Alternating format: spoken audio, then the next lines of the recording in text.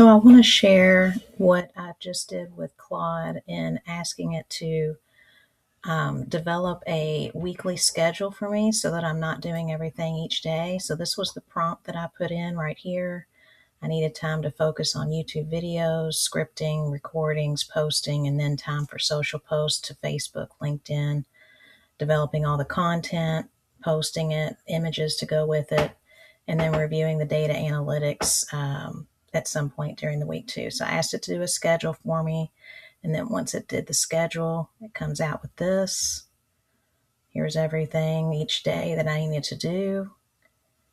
And then after that, I asked it if it could go ahead and save that and then turn it into a workable Google Doc, as well as putting it on my Google Calendar. And so I wanted to show what it also did for my Google Calendar.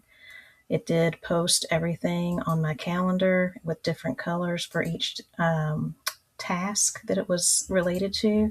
And if you click into each one, it will showcase the to-do list. So the task that I need to do for that day for that specific item.